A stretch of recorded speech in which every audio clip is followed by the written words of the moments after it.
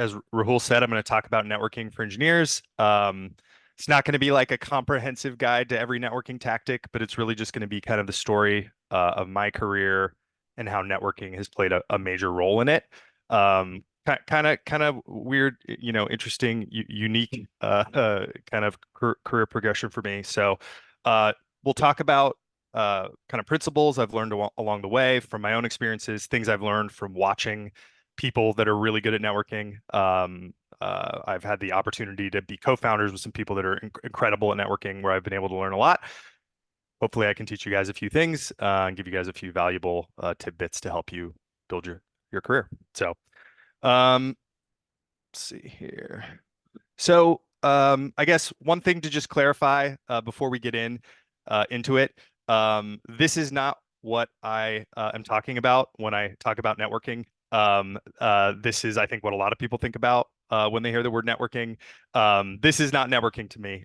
In fact, I'm terrible at this type of networking, going to events like this with a name tag on, having awkward, conversations and small talk. This is not how I think of networking at all. I think of networking as kind of all the little things you do throughout your career to build really, really strong professional connections that end up paying dividends later on as your career grows. Very, very different than this. If this was networking, I would be terrible at it. I would not be the right person to give this talk. But luckily, there are a lot of ways to network, a lot of ways to build professional, like meaningful connections that are not this. So, but if you like this, that's great too. There's just a great way to meet people. It's just not for me. So, why this matters? Probably obvious to most of you because you're here. Why this is important. But I think one maybe like not less obvious point as to why networking is important. And I've seen this like firsthand by helping hundreds of companies hire and hiring for my own startups and larger companies that I've worked at. The best opportunities almost always come through a network and through connections. Very rarely are the best opportunities out there in the world filled through like applying to a job or through a recruiter. It usually comes from a network. If you I know I've seen this, and I know this is sort of my bias as well. Founders, leaders, hiring managers, if they have an important role to fill, they're almost always going to look to their network first. So the bigger your network is, the more opportunity you will have to get really good opportunities, to have really good opportunities kind of show up in your lap. As many of you probably know, the job market is sucks right now. It's not great. There are layoffs. There are a lot less jobs available. The jobs that are available have a lot of applicants, so it's very hard to stand out. And the traditional job application process, for those of you that have had to go through it recently, is usually a nightmare. The top of funnel screening and the apply process is usually painful. You're often sitting in an ATS pipeline with a lot of other people with strong resumes. You often get ghosted. Maybe you hear back 2 months later. There's just a lot of it's painful to to apply to jobs. And the best way to avoid it or to not have to deal with it is just to avoid applying and using your network to kind of source warm opportunities and kind of skip that whole part of the process, which is what I've been able to do my entire career. I've obviously had to interview, but I've never had to apply for a job to actually get my opportunities. So, Rahul already kind of talked about this, but a little bit about me. 8 years in recruiting and HR tech. 2015, I started a company with a few coworkers from a previous role. Interviewed. We were focused on all things screening and interviewing. So we built video interview, coding assessments, multiple choice assessments. We had long form work samples, pretty much any and every technique you could use to vet a person in the hiring process. We went through the YC summer 15 batch, and then we ended up being acquired by Indeed in 2017 for what was, a life-changing amount of money for me at the time. Um, Networking played a huge role in that, kind of the starting of the company and how it ended in an acquisition. And so I'll actually walk through that whole story a little bit later in the presentation. Um, After I went to Indeed, we built up this assessments platform. And as of last year, there had been over 1 billion assessments completed on the platform, so it had a lot of impact. I ended up going on to then work on employer tools, job seeker tools, enterprise tools. So I got to see really all parts of the hiring process. After Indeed, went and started Laskie with one of my co-founders from Interviewed. Uh, there we focused on matchmaking for tech jobs, and we also spun up a full stack recruiting service for startups and tech companies. And we helped over 300 tech companies hire at Laskie. And then, as Rahul said, we ended up getting acquired by directly by Elon to come and work on Twitter/X. Um, and we'll talk a little bit more about that. I'll kind of tell that story later on. And then now I'm the head of engineering for X Hiring, and so we are basically building um, you could call it, a LinkedIn competitor on top of X. We're trying to bring better career networking, job applications, job search, all the things around recruiting and hiring that you see on LinkedIn. We're trying to uh, put our own spin on that and bring that functionality to X. So it's what I'm working on now. And then, as Rahul said, I've never applied to a job, so I do have some insights there. Um, a few other things about me that's probably worth noting. I don't have a degree, and so in no degree of any kind, I started, from scratch in my career, which means I didn't have, classmates, school networking events, all the things that come with, going to school for CS. I didn't have any of those advantages coming, early in my career. Um, as I sort of said earlier, I'm quite awkward in group settings. I am not good at the type of traditional networking that most people think of when they think of networking. I'm not very good at selling myself. I have never really been good about posting on social media and trying to draw people to me by selling myself.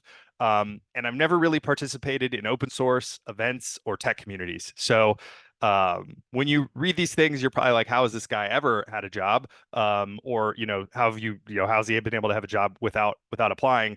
And I'll get into that. But I think my point here is just like if I can do it with this sort of kind of this starting point, this sort of background, like you all can do it as well and probably better than me. So uh, share some of what I learned. Um, talk about kind of all of the various ways I've avoided applying to jobs over the years. And then we'll get into some of the principles and tactics that has kind of helped me down this path after this.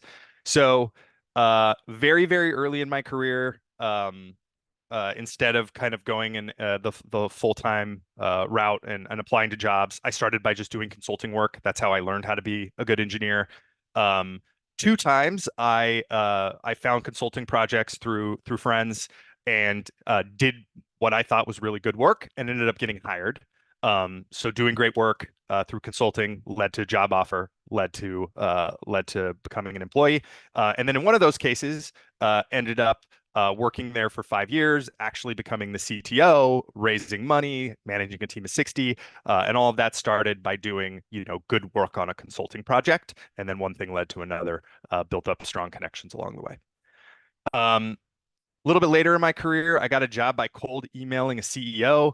I was employed at the time. I was not actively looking for a role. There was a Y Combinator company that was sort of like, one of the hotter companies in the batch. They were in a very interesting market that I was excited about, commercial real estate. They had just raised a big round of funding. The CEO was regularly posting things on Hacker News that were really exciting and really resonated with me. So I decided to just shoot him an email. Not really sure what was going to come from it, but it ended up turning into a lunch. That lunch turned into another lunch where I met more of the team. And then 3 or 4 weeks later, I'm being offered a job to come in and play a major role on the engineering and product side for that company. So all came from a single cold email. This is maybe one of the more unique ways I've been able to find employment, and it's happened twice to me. Um, Showing up with an idea to a large hackathon, um, winning the hackathon and then immediately raising money for the idea that we won the hackathon with, and then that kind of turning into a startup and becoming, place of employment for me. One of those instances was actually interviewed started at a hackathon. I'll tell that whole story shortly. But anyways, yeah, put myself out there, went to hackathon, did good work at the hackathon. That turned into employment. And then three times through acquisition. Sort of, all my stints at larger companies have been through acquisition. So, um, cool. Getting into principles, I guess, I guess we'll wait. I'll wait to do questions until after principles, between principles and tactics. So let's get into just like all the things that I've learned along the way. Kind of doing this on my own and then working with people that are really good at networking, paying attention, reading a lot about it. And I'll try to kind of tie these back to examples from my career. So, very, very important sort of first principle. I kind of say this to myself a lot. Engineer your luck. Put yourself in situations to get lucky. This is common advice, but I think it's like incredibly important advice when you're thinking about building a career. The more people you meet, the more things you do, the more conversations that you have, the more ideas you share, the more you post on social media, the more projects you contribute to, the more you are giving yourself an opportunity to meet people that can have an impact on your life and an impact on your career. It's really all about volume. The more you do, the more active you are, the more opportunities you give yourself to get lucky. There are many, many, many ways to do this. Like my version of this has been through, doing consulting work, sending cold emails, going to hackathons, and then building like really, really strong relationships with coworkers when I have worked at a job. And I've always made it an effort to try to uh, just be in contact with a lot of people, build strong relationships at all my stops, and just give myself lots of opportunities to get lucky. Um, One kind of note on this is like be deliberate about how you engineer your luck. You should be trying to connect with people and do things that align with your goals. Um, I have a very, very specific example of this that I'll share shortly. But make sure you're making the right connections. Make sure you're talking to the right people, and that will help you get luckier. And if you don't believe me, believe this guy, Sam Altman, very, very successful career. He pretty much, says the same thing here. Give yourself a lot of shots to get lucky is even better advice than it appears on the surface. Luck isn't an independent variable, but increases super linearly with more surface area. You meet more people, make more connections between new ideas, learn new patterns, etc. The more you get lucky. So listen to that guy if you're not going to listen to me. Um, Another important principle, add value. Uh, I think this is something that I have always tried to do in all of my stops and all of my relationships. Be helpful whenever you possibly can. Be proactive about being helpful whenever you possibly can. Um, if you find ways to be valuable, people will want to work with you. People will hunt you down to try to work with you later on. People will be willing to help you when you ask for something. So whenever you can, uh, try to add value. There are a lot of ways to do this. Contributing to projects, helping someone at work who needs assistance, asking good questions, sharing ideas, giving good feedback, giving compliments is a way of adding value sometimes, making good introductions from your network. Um, all of there's so many ways you can add value to people that you meet out there. And then just one point on this, the bigger your network, the more helpful you can be. I've noticed that my co-founder at Laskie and interviewed Chris Baki. He's a very good networker, probably definitely a better traditional networker than I am, and all the value he adds effectively these days is because he's got a big network. He can connect people. To other people who have domain knowledge, to potential hires, to potential investors, and he really, really utilizes his network to add value. The bigger his network gets, the more value he adds. And so I've learned a lot from that. Um, when you're early in your career, it's pretty easy to kind of feel like you can't add value. But I think I like this quote. as sort of the right attitude you should have when you're thinking about this. You always have something to offer if you're curious and engaged. You can always trade and barter good ideas. You can always be kind uh, and find a way to be helpful. So keep that in mind. If you're trying to build a connection with someone, um, there is almost always a way that you can be helpful and add value. And if you do that, uh, I guarantee more times than not, you will build yourself a strong connection. Can I just chime in with one quick thing, Daniel? Please. Agree with everything you said. In fact, your co-founder at Laskie, Chris, the reason this event came about is because I met him at a YC event. He was super helpful, very thoughtful, and he put me in touch with you. So it's like this whole event came about because of exactly this principle that you're talking about. I just wanted to mention that. Yeah, And he that's is, yeah, Nicholas, he is the Twitter meme poster. I'm sure many of us have probably seen Chris's really good takes on Twitter. yes. We will talk about Chris's prolific shit posting here in a little bit and how that actually led to the acquisition with Indeed. So yes, Chris is amazing at this. Um, okay, do great work. This is sort of like the ultimate form of adding value. And I think honestly, this is how this has been. If there's like one principle that I could point to that has led to like the most success in my career, I think it is this one principle. If you if you show up wherever you're working today, whatever projects you work on, if you go to a hackathon, whatever the case may be, if you contribute to an open source project, if you are dedicated to doing great work, people will notice and people will be attracted to you.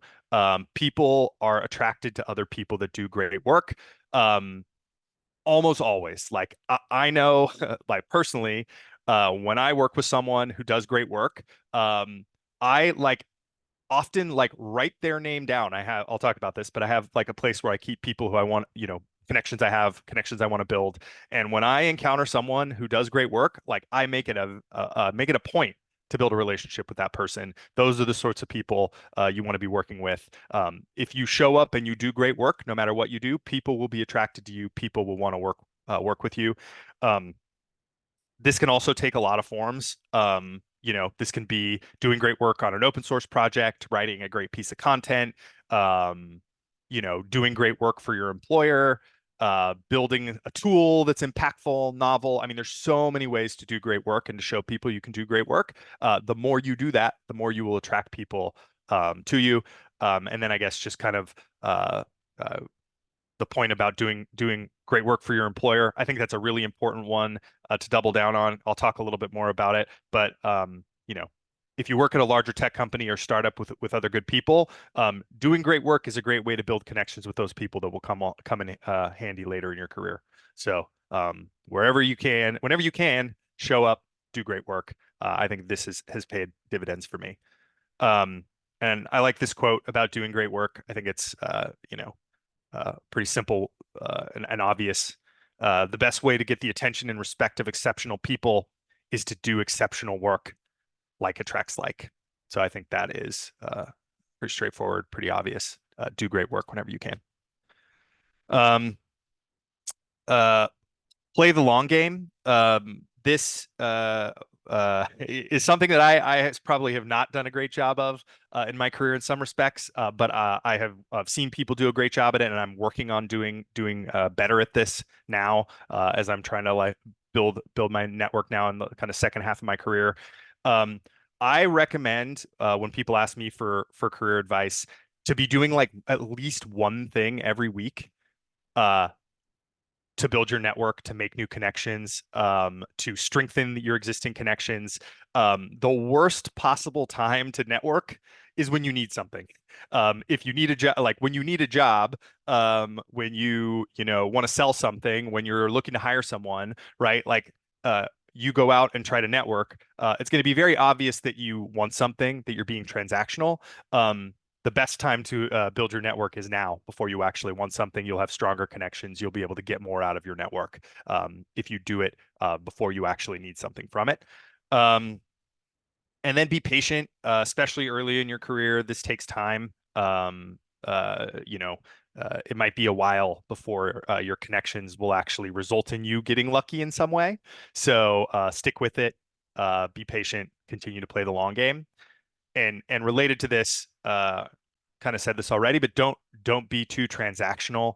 Um, Whenever you can, try to add value before you ask for something. Don't be too aggressive. Don't be too pushy. And then I think probably the most important idea here for me is this idea that a no is actually the beginning of a connection.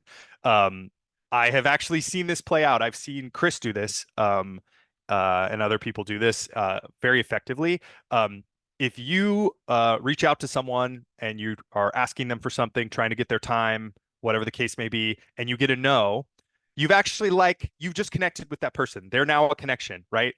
Maybe you're not getting what you want from them immediately, but like you have your foot in the door. A no now could very, very easily turn into a yes later. It's like the beginning of a connection. So if you reach out to someone, you are reaching out in a transactional way. You want something, you get a no, be graceful about it. Keep the door open with that person.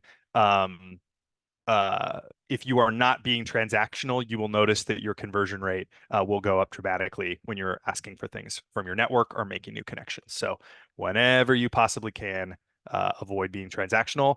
Um, I like this quote to kind of bring the point home. I found that people who are too transactional sell themselves short. They try to immediately get to a pragmatic reason to have an interaction with you and miss out on the magic of actually building a stronger bond. If you truly try to get to know someone and build a good connection with them before you try to have a transaction with them, you will get more value out of that relationship over time, almost certainly.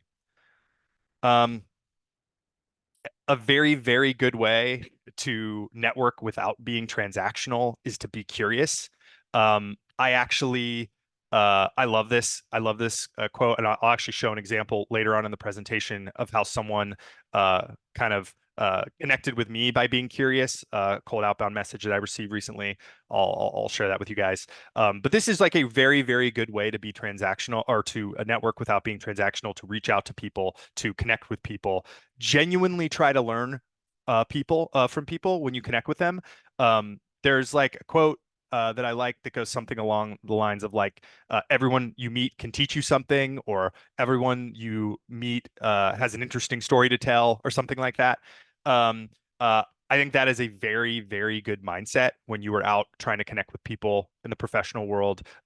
Be genuinely curious, genuinely try to learn, like figure out what their background is, and figure out what you can learn from them, and like ask the right questions. And People that are passionate about what they do and have done great work and like enjoy their job will almost always want to share what they've learned and like their takeaways. Genuine curiosity is like an amazing, amazing principle to have when you're out there networking.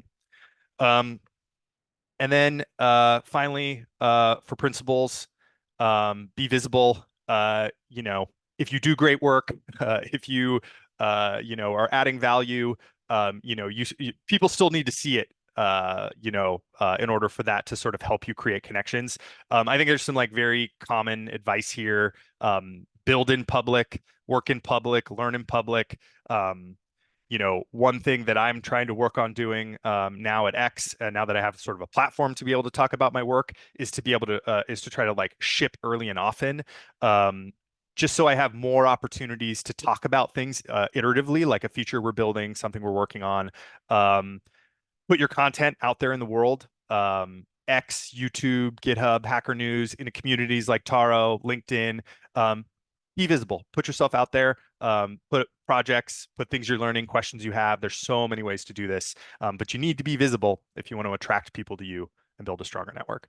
Um, and then kind of an ongoing theme, like you can get paid to do this on the job. Some people are very, very good at taking advantage of this. I have actually never really, I mean, I just started taking advantage of this at X. I had not really done a good job at this at previous career stops, but if you can get paid to do work and then talk about that work publicly and use that work to help you build connections within your company and outside your company, you should always take that opportunity. You should always be trying to do that. Get paid to network, get paid to be visible. It's a great tip.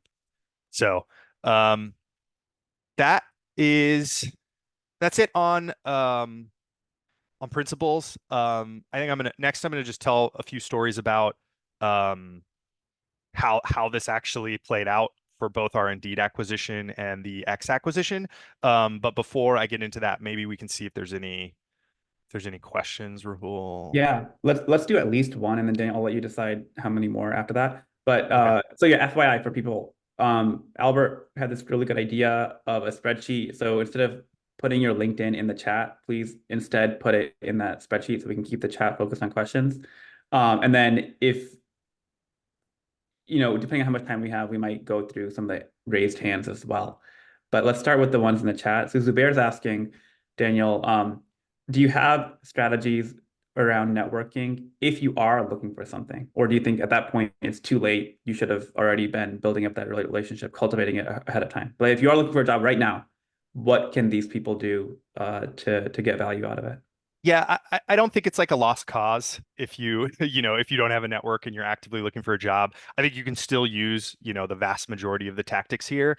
Um, I think I would recommend well, first of all, I would say it highly depends on what you like to do and how you like to network. I think one of the points that I want you all to kind of take away from this is there are like dozens of ways to go about this, and you should pick the things that like work well for you and resonate well for you. And so I'll tell you what I would do, but I think the answer is probably different depending on kind of who you are and what you prefer. But I would probably pick companies that I was interested in working in, and I would start looking for either ICs or hiring managers at those companies that I would be interested in working, and I would start outbounding them, and I would start trying to build genuine connections. I would be genuinely curious. I would be asking them questions about the product they're building, what the company culture is like, what open roles they have. That is a great way to get your foot in the door, especially if you come across as being curious, even though maybe you want something. That's okay. I think that that would probably be the tactic that I would fall to immediately. But I think posting good content is great. Connecting with people on LinkedIn is great. Um, but yeah, I would say the cold outreach, and I'm going to actually talk about that quite a bit at the end here. Cold outreach is where it's at least for me. So Perfect. And then can we do maybe one more and then we can keep going, Danielle? yeah, that sounds great. Chad, you should be able to unmute now and we can get your question. Oh, yes. Thank you. Thank you so much.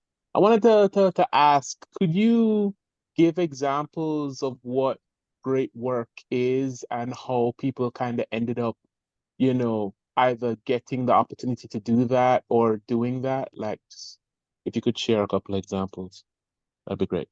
Yeah, that's I think it's very, very dependent on the situation. I think that there's actually I'm gonna like this is kind of a lame answer, but there is a very, very good essay by Paul Graham about how to do great work. If you guys read if there's like one piece of content I would recommend from this talk, it's like go read the piece about Paul Graham from Paul Graham about how to do great work. But I really think doing great work again, very dependent, but like creating things of value, right? It can be a product that's valuable. It can be a piece of content that's very valuable. Sometimes it's not even valuable. Sometimes it's just novel, like having a novel idea and putting that novel idea out into the world. Um, but really, it comes from digging deep into a problem, digging deep into like an area, right? And sharing and doing something in that area that's like new, interesting, novel, or exceptional, right? And I think that's kind of a lame answer, but it really, really depends on the situation. So if you had like specific questions about a situation you're in, I'd be happy to answer that after the talk. So Okay, great. And then I think I can reply to a couple in the chat, but why don't we keep going, Daniel? We'll take more at the end. okay, great. So let us talk about networking in action. So how did these principles apply to my career? So um, it's actually applied in a lot of instances, but we're going to talk about the two more interesting instances how networking got us acquired. So first of all, how networking got us acquired by Indeed. So I told you guys about Interviewed. That was a company that got acquired by Indeed. The first point I'll make here, I met my co-founders on the job. The company where I cold outbounded the CEO, right? That company had a lot of exceptional employees, like very, very exceptional people. Um, I met those exceptional people and I could tell immediately that they were exceptional, and I worked really, really hard to show them that I could do good work and I could be valuable and I could be helpful. And so two of the exceptional people that I met at that job became my co-founders and interviewed. So that was sort of the first thing, right? This whole thing came about because a long time ago, I sent cold email. I noticed some exceptional people I worked with. I did really great work. They trusted me. They thought I could be helpful and add value, and they were willing to go off and start a company with me. So there's a couple principles at play there. Specifically, doing great work, earning trust from those around you. Um, uh, we decided we had an idea that we were playing around with. We weren't sure if we wanted to start a company, so we decided to just put ourselves out there and go and participate in a major hackathon in San Francisco. The launch hackathons actually was a very, very big hackathon. I don't know how many teams contributed, but it was definitely dozens and dozens of teams. So it wasn't like a 5-team hackathon. It was a big event. So we went. We put ourselves out there in the world. We were being visible. We were engineering our luck. We took our idea to a hackathon. Um, just so happened that one of the judges of the hackathon was Michael Seibel, who was at the time the CEO of YC. He was a judge. We did a good job at the hackathon. He saw our work and he came up to us afterwards and was like, "Hey, you guys need to apply to YC. Like, you guys are awesome. This is awesome." So we joined YC. Joining YC is an immediate network multiplier. Like, if you get into YC, you immediately have access to alumni, people in your batch, VCs that invest through YC. YC has this internal tool called Bookface, which is a great way to kind of network amongst alumni. And so joining YC immediately helped build our network. And that wouldn't have happened if we hadn't have showed up to this hackathon and got a little lucky that Michael Seibel was one of the judges. So at YC, you present your company after 3 months at demo day. So at demo day, we presented and we made like a very casual connection with someone from Indeed's investment team. And I don't believe the original intent was to make an investment, but we got her information. We got to know her. We started to build a relationship. Eventually followed up and we got a small check from Indeed's investment arm. Um, when you take money from someone, uh, typically you will send monthly or bi-monthly investor updates. And so we would send those investor updates, and we're showing the team at Indeed that we were able to do great work, iterate on the product quickly, get good product traction. We were building cool stuff. That was very interesting to them. So that small check and those updates turned into, um, growing relationship as we built out the product. Eventually, they became a customer of ours because they thought, "Hey, this product is cool. These guys know what they're doing. Let's try integrating their assessments tool into our job posting funnel," which is like a premier place to be in the Indeed product. And we worked really, really hard on that integration. I was personally like customer support and account manager for that relationship. I There were some nights where I did not sleep because I was trying to ship a thing quickly for Indeed. There were some very, very late nights. The team we were actually working with was in Japan. There were very, very late nights working with that team in Japan to try to show them that we could do good work. That integration was successful, ended up being a pretty useful part of their job application process, and it turned into a very life-changing acquisition for I think all three of us co-founders. And so you know almost all the principles that I talked about are in here somewhere, right? If you look hard enough. Adding value, doing great work, putting yourself out there, engineering your luck. None of this would have happened unless there was some like very deliberate networking that we did on our end. Um, and then we'll talk quickly about how networking got us acquired by Elon and X. So as I mentioned earlier, and Rahul mentioned, Chris, my co-founder, very, very good networker, very prolific ex-poster. He's been doing it for, 5 or 6 years now. Um, when he got started posting on X, right, he didn't have a particular goal in mind. There wasn't something, he wasn't, trying to get Elon's attention, right? This was just a thing he started to do. He started to put himself out there, be visible, add value by putting interesting ideas and funny things out there in the world. Did that over many, many years. So played the long game, very consistently doing this over and over again. Eventually, actually, Elon started to follow him on X. And so that became a kind of a very loose connection that he was able to make just by consistently posting and putting interesting and funny ideas out there. Um, this is probably like the most specific example of engineering our luck that I can point to. But we definitely engineered this. We were paying attention to what happened with the acquisition. We knew what Elon wanted to turn Twitter into. We knew he wanted to create an everything app. We knew that uh, a lot of people hire through Twitter, and that Twitter was doing nothing to capture that value or nothing to make the experience good.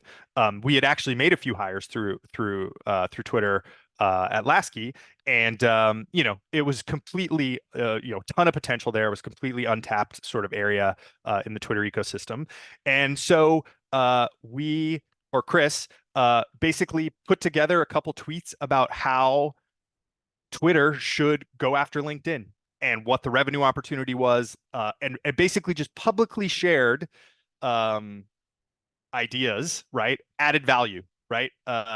We did not ask Elon for a meeting because he would have said no, 100%. There's no way he would have just met with us. So what we started by adding value, posted very publicly our ideas of how Twitter should go about like competing with LinkedIn and making like recruiting and hiring like a first class feature. Um, he saw that post. He was intrigued. He reached out, had a few conversations with Chris. We ended up going to meet him in person. Six meetings later, we got to know him. We got to understand his vision for X. We spent a lot of time talking about our vision for hiring process and how we think it could be dramatically better than it is today. Acquired.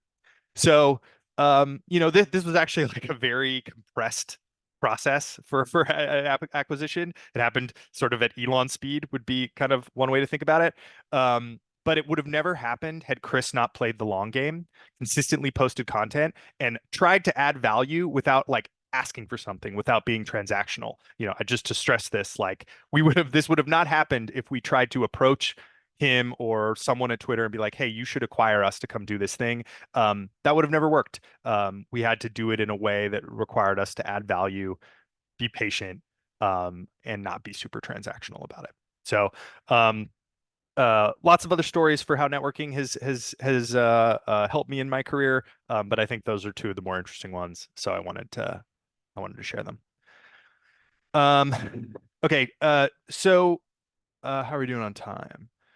Okay, so I have a bunch of slides on tactics. We do not need to get through all of them. Um, but maybe, yeah, I don't know, maybe do another question or two, Rahul. You think that makes sense? Yeah, let's do it. So one thing that I'm actually curious about, and I'm sure other people are, is I think serendipity, almost by definition, is you can't predict it, right? Like that kind of is the point. And I wonder if that is now in tension with the idea of having a really well thought out plan. So, for example, my advice to a lot of people who are negotiating is that the way you negotiate is leverage. You need to have 2, 3, 4 offers. And this story of how Elon randomly messaged you guys and say, hey, come join us, you probably didn't have time to go out and get 2 or 3 other competing offers for the company. So I wonder if you have a way to resolve that tension, or you just think that, hey, this is a good enough opportunity. You don't need to, squeeze all the juice out of the lemon. Yeah, so we actually did it would happen very fast, but we actually did go out and see if there might be other opportunities for us through our network at Laskie. It was very last minute, so nothing really came of it. But we did actually see if we could, we did actually put ourselves out there, and we did actually have some other conversations that just didn't go anywhere. And it turned out the Elon conversation was the one that really had legs. But we did have other things going on. I think maybe a better example of this is at at Interviewed with the Indeed acquisition, we actually had like three or four very, very attractive options for us when we got acquired by Indeed. We had another, very interesting acquisition offer, and we had a very, very good Series A offer from a very well-known VC. And so we had actually, we had a lot of irons in the fire, oars in the water, whatever you want to say, right? We had done a lot of networking, right? And we had a lot of things kind of going on in parallel, but it just turned out that the Indeed one was kind of the best fit, and ended up kind of creating the best outcome for us. But like yeah, I guess the untold story there is there was a lot of other stuff going on that didn't come to fruition, and the Indeed one was the one that did come to fruition. But there were a lot of other things happening in parallel.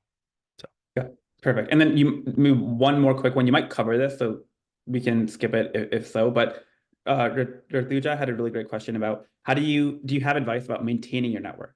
I feel as if I've made many great friends in the past with other jobs, but then as the years go by, you lose touch with old coworkers. Yeah. So how do you maintain relationships? That is my last slide. And so I think we have enough time to get there. So I'll just kind of cover it then. And then if there are more questions, we can cover it. But that's in my tactics section. So we'll get to that here. Perfect. Cool. Okay, so let's jump into tactics, and then we might have time for more questions at the end here.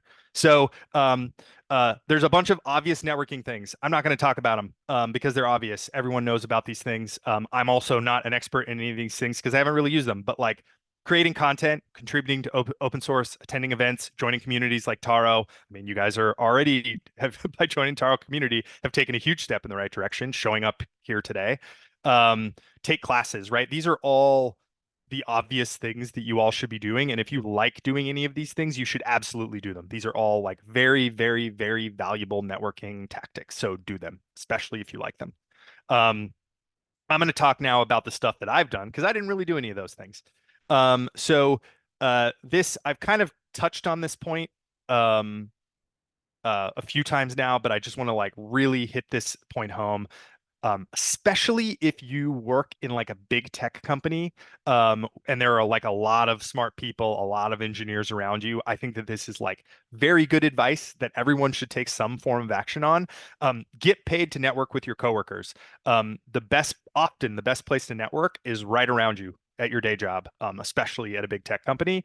Um, One like very interesting piece of advice that I've heard here is like hunt like impactful problems and hunt important things and interesting work at your employer, and you will find the other ambitious people, the other people who you will potentially want to connect with and build a strong relationship with later. And so I really like this idea of like hunt impactful work, hunt interesting work at your employer.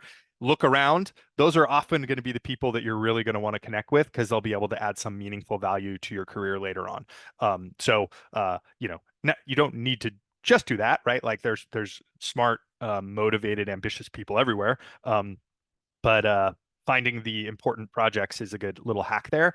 And then probably most importantly, and this is like, if I could like take this entire presentation and distill it down into one bullet point of what's worked for me personally, it's like when I meet a good person that I think I want to work with in the future, I am like very aggressive about being helpful, pleasant, and building a reputation with them for getting shit done.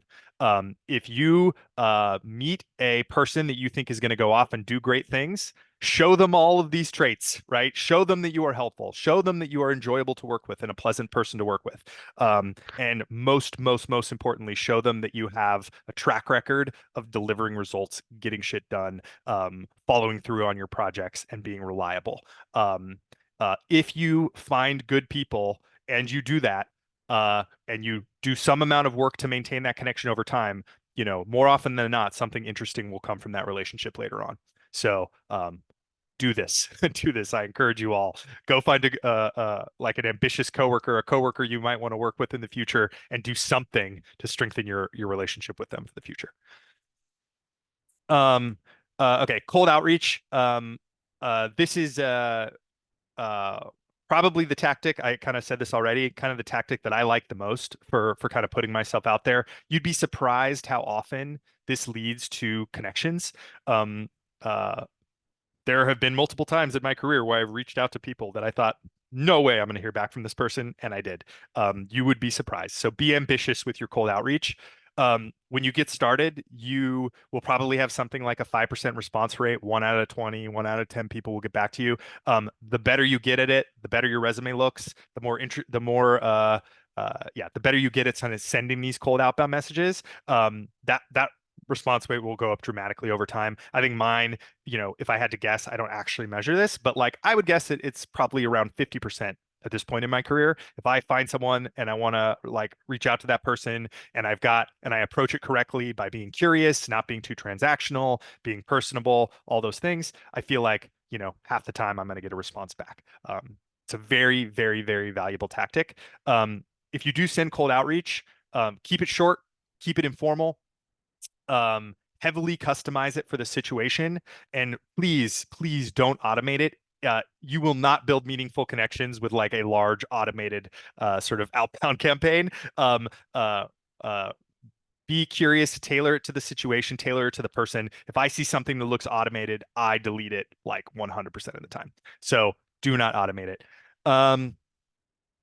Whenever you can, try to add value first. This isn't always possible, but sometimes you can cold outbound someone with an interesting idea, a resource, something you've built, something you've wrote, maybe just an interesting question, maybe a compliment. Whenever you possibly can, try to add value before you ask for something. But when you do need to ask for something, keep it very simple. The ask, keep it very specific, and make it easy. Like the rule of thumb is like if you're messaging a busy person, they should be able to take action on your request in like less than 30 seconds. Like be CCing someone from their team, forwarding the email, clicking on a link, responding with a simple yes, no, make it very easy for that person to respond to you. And then follow up. Follow up is probably something that most people don't do enough of. I personally try to follow up like at least 2 or 3 times when I send a cold outbound message. I'll usually give it, maybe a week before the second message and maybe a month before the third message. But like you will get a lot of responses on follow up. So keep track of who you've messaged. Try to follow up at least once, if not 2 or 3, 4, 5 times. And then study what makes sales and marketing emails effective. There's a lot of content out here about this. I've taken a course on marketing emails and learned a bit about copywriting. And I think by doing that, I've learned a lot of techniques that have been helpful for me when I write cold outbound. But yeah, super effective. So now I'm going to actually share a cold outbound message that someone sent to me like a week and a half ago. And it's possible that this guy is actually on this presentation. So if you're here, hey, I'm about to put your message up in front of everyone to see. Okay, so blurred out the names. Yo, sup? Hi, Daniel. I'm Blarb. I admire you, dude. You built 2 successful companies in the space that I want, and now you're a director at a dope company. I want to solve the problem of helping people find the perfect job for themselves. I'll kind of like let you guys read the rest of this. But I just want to point out a few things. Like this is going to get 100% response rate, like for me at least. Like there was no doubt when I read this message that I was going to respond to it. And I just kind of want to like point out some of the reasons why, so you guys can think about the other end of this. Very, very like personable, very casual conversation. This feels like something I would receive from a friend, right? So immediately I'm disarmed, like very, very custom, very personal to me, right? He's very much talking about my experiences, why he's reaching out to me specifically. He's also complimenting me a lot, which is a form of adding value. It works very effective. But I think the most important thing here is that he's being very, very curious. Like he clearly wants to learn about this space. He's clearly passionate about it. He's a starter, right? He clearly wants to start something. I'm attracted to starters. This is like a plus outbound message, and probably not what most of you all would think a good outbound message looks like, but this is like very, very, very, very good. And so I wouldn't like use this as a template, obviously, but take some ideas from this. This is like very, very effective. Um, Okay, two more quick things, and then hopefully we can have 5 minutes for questions or whatever. So, start something. This is fairly obvious, but I just like want to point it out because I think it's a tactic. Yep, yeah, it's a fairly well-used tactic, but people are attracted to builders. People are attracted to creators.